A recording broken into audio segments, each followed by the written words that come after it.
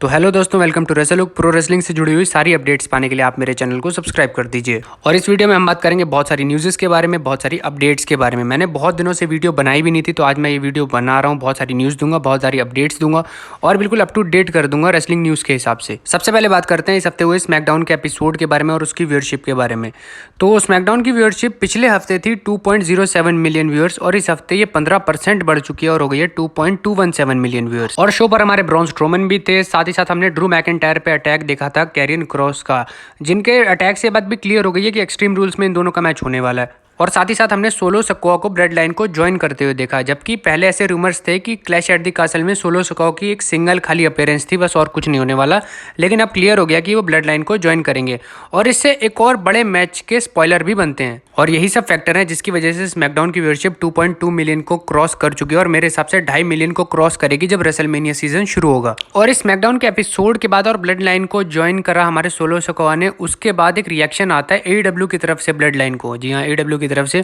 और वो एडब्ल्यू के सुपरस्टार थे हमारे एमजेएफ। और एमजेएफ ने सिंपली एक इमोजी लगाई, जो ब्लड लाइन वाली, वो जो फिंगर ऊपर करने वाली इमोजी लगा दी उन्होंने और सीधे एक्नॉलेज कर दिया हमारे रोमन रेंस या फिर ब्लड लाइन को। तो एमजेएफ बिल्कुल हर तरीके से मेंशन कर रहे हैं डब्ल्यूडब्ल्यूई को। साथ ही साथ वो ये भी कहते फिर रहे हैं कि वो 2024 में उनके लिए एक बहुत बड़ी बिड लगने वाली है। और पूरा मामला ये है कि 2024 में एमजेएफ का कॉन्ट्रैक्ट खत्म हो रहा है एडब्ल्यू के साथ। वो पहले ही जाहिर कर चुके हैं कि टोनी खान उन्हें रिलीज कर दें या फिर फायर कर दें या फिर वो खुद ही कंपनी से चले जाएंगे। लेकिन जब तक कॉन्ट्रैक्ट है तब तक कंपनी के साथ वो रहेंगे और जब तक वो एडब्ल्यू में रहेंगे तब तक वो डब्ल्यूडब्ल्यूई का कहीं ना कहीं से मेंशन करते रहेंगे, ताकि वो टाइम लाइन में एक तरीके से बने रहें, मीडिया में, न्यूज़ में बने रहें। और जब उनका टाइम आए बिड लगाने का, यानी 2024 में जब उनका कॉन्ट्रैक्ट खत्म होगा, तब उनको एक अच्छी पेमेंट, एक अच्छा कॉन्ट्रैक्ट मिल सके। और अगर एमजेएफ की सिचुएशन को अगर मैं एक लाइन में डिफाइन करना चाहूँ ना, तो वो एक लाइन ये होगी कि he thinks he is the best but only he thinks he is the best. तो एमजेएफ के मामले को मैंने थोड़ा ज़्यादा ही विस्तार से बता दिया, जबकि टॉपिक ये नहीं था, लेकिन फिर भी मैंने आपको एक चीज़ बता दी कि एमजेएफ हॉट टॉपिक आगे भी बने रहेंगे। अब बात करते हैं एक बहुत बड़े मैच के बारे में जो कि हो सकता है सर्वाइवर सीरीज में। जी हाँ, जिसके बारे में अभी थोड़ी देर पहले बात कर रहा था, उसी के बारे में मैं आपको बताता हूँ। तो सोलो सिकोआ का ब्लड लाइन ज्वाइन करना मतलब यूं ही नहीं आया, या फिर क्लैश एट द कासल में उनकी एंट्री ऐसे ही नहीं कराई गई।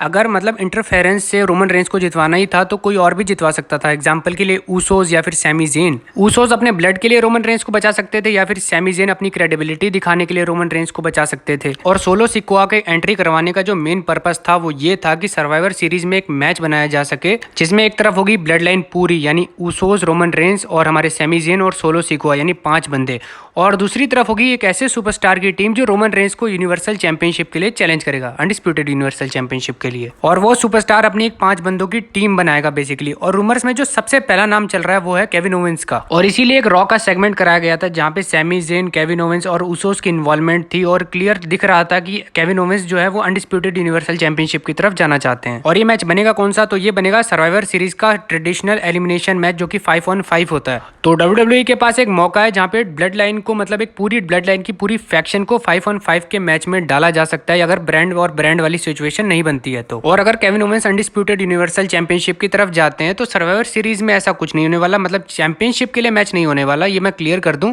लेकिन इस फ्यूड के दौरान ऐसे मैचेस हो सकते हैं। तो अब आपको पता चल गया होगा कि सोलो सिकोआ की एंट्री यूं ही नहीं कराई गई थी, ये बेसिकली एक बहुत बड़ी प्लानिंग का पार्ट है। और मेरे पास एक और न्यूज है जो इस बात को क्लियर कर देगी कि 5-on-5 वाला मैच हो सकता है, केविन ओवेंस इसे लीड कर सकते हैं। तो मामला कुछ ऐसा है कि एक ऐसी रूमर्स आते हैं या फिर एक ऐसी रिपोर्ट आती है जहां पे ये बताया गया था कि इस साल 2022 में रोमन रेंस की चैंपियनशिप कहीं नहीं जाने वाली, यानी बेसिकली रोमन रेंस से चैंपियनशिप लेने का अभी फिलहाल डब्ल्यूडब्ल्यूई का कोई प्लान नहीं है। और इसीलिए मैं कह रहा था कि सर्वाइवर सीरीज में 5-on-5 मैच हो सकता है, जिसमें एक तरफ पूरी ब्लड लाइन हो सकती है।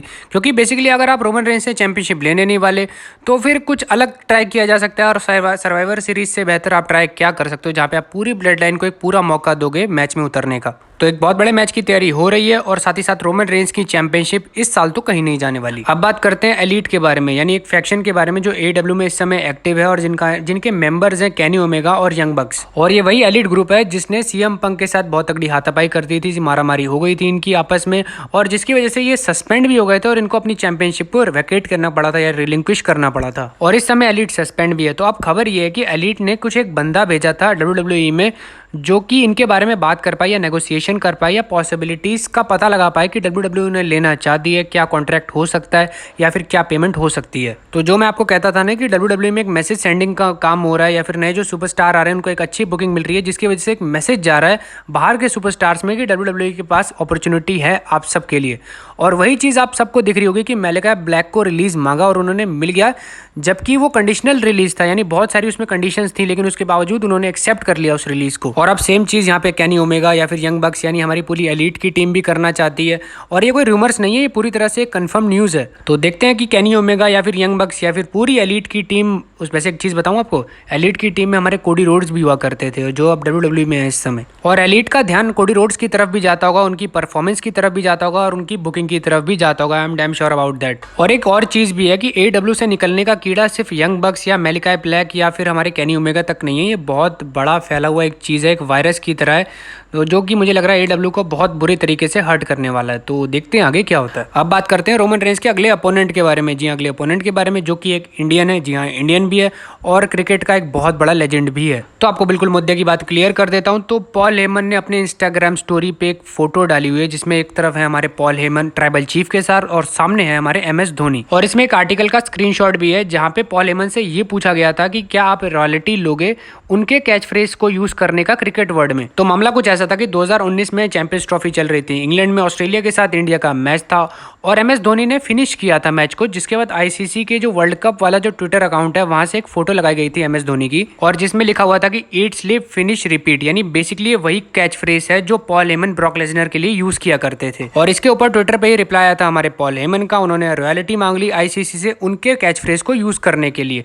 और उन्होंने रॉयल्टी के लिए ऑप्शंस भी दे रखे थे कि भैया कैश भी कर सकते हो, स्टॉक भी कर सकते हो, या फिर चेक भी कर सकते हो, या फिर क्रिप्टो करेंसी में भी आप रॉयल्टी हमें दे सकते हो। और इसी आर्टिकल के स्क्रीनशॉट पे पॉल हेमन ने MS धोनी के लिए एक लाइन भी लिखी हुई है, रिकॉर्ड्स के लिए मेरे ट्राइबल चीफ MS धोनी के सारे नंबर्स को स्मैश कर देंगे जो भी उन्होंने क्रिकेट फील्ड में बनाए हैं, और ये सारी चीजें सब लोग एक्नॉलेज करेंगे। तो अब आई होप आप लोग समझ गए होंगे कि पूरा मामला क्या है, मैंने आपको पूरा बैकग्राउंड भी बता दिया। और मुझे ऐसा लगता है कि MS धोनी इस चीज़ का जवाब जरूर देंगे, आई फील इट। और WWE को इस चीज़ का फायदा बहुत होता है कि वो क्रिकेट से जब खुद को जोड़ देते हैं, स्पेशली इंडियन क्रिकेट से, तो एक अच्छी खासी हाइप बन जाती है। मैं सोशल मीडिया पे इसके पूरे रिस्पांस को देख रहा था, बहुत तगड़ा रिस्पांस मिल रहा था पॉल हेमन की इस ट्वीट को या फिर कह लो इस इंस्टाग्राम स्टोरी को। और मुझे आप लोग बताना कि क्या आप कभी इंडियन क्रिकेटर्स को एक WWE के रिंग में देखना चाहोगे किसी भी सुपरस्टार्स के साथ। आई होप ऐसा कभी मैं देख पाऊँ, तो मेरे एक ड्रीम की इच्छा आप लोग मुझे बताना ज़रूर नीचे कमेंट्स में। और इसी नोट के साथ वीडियो को समाप्त करते हैं। ये थी मेरी आज की वीडियो। प्लीज़ चैनल को सब्सक्राइब कर दो, लाइक कर दो और शेयर कर दो।